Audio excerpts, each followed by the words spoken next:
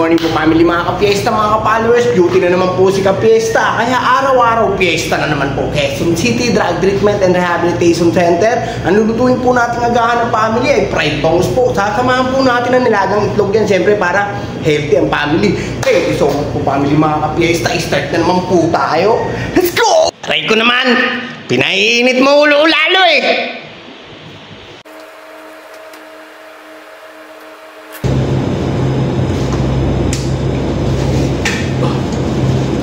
Ito po yung bangus na ipiprito natin, agahan ng family. Ito pa po. Okay po, sindihan na nga po natin itong malalaking kaldero natin na isasahing po natin. At ito naman po yung tubig na para sa ilalaga nating itlog. Lagyan na po natin yan ng tubig. At syempre sisindihan na po natin yan. Takpan na po natin. At ito naman po yung ipiprito na natin na bangus na agahan po ng family. Sindihan na rin po natin yan.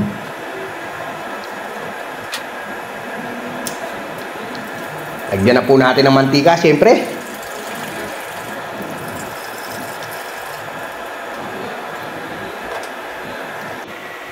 At ito na nga po yung bangus. Titimplahan na po natin yan ng asin. At lalagyan din po natin yan ng harina at paminta. Para hindi po magdikit-dikit at wasak-wasak yung isda pag napirito po natin. Kaya lalagyan po natin ng harina yan. Yan po ang agahan ng family. Fried bangus at nilagang itlog. Kaya family mga ka-fiesta, busog-busog na naman po ang agahan natin.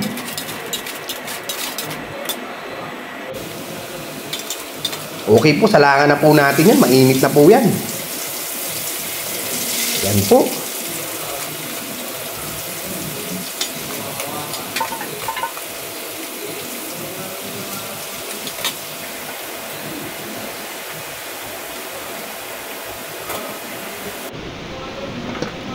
At kumukulo na nga po itong sinaing natin. Ganito po ang proseso ng pagsasaing naman natin. Magpapakulo po tayo ng tubig at ilalagay po itong bigas pagkakulo. Ito na nga po yung ginagawa ko. Ganyan po ang proseso. Ganon din po sa mga probinsya, mga piyestahan. Ganyan na ganyan po. At tatakpan na po natin yan. Okay po, luto na nga po itong unang salang natin na fried bangus.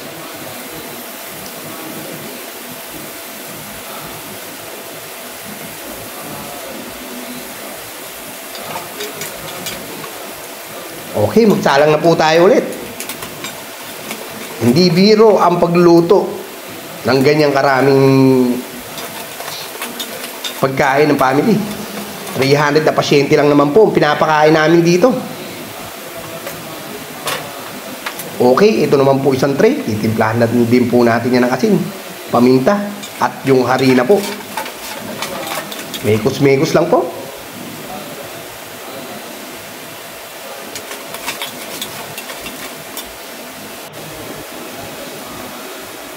At ito na nga po, yung sinaing natin, kumukulo na po. Pagkakulo po niyan, huwag nyo pong bubuksan yung kaldero. Hihinaan nyo lang po yung apoy niyan. At ito naman po yung piniprito natin. Malapit naman pong maluto to. Pangalawang hango na po tayo.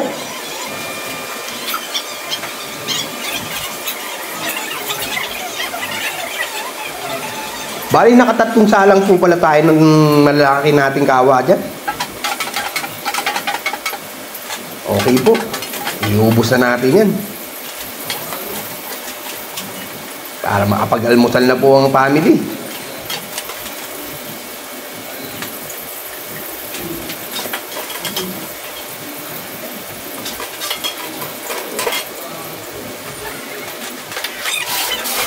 Okay po, nasalang na nga po natin lahat.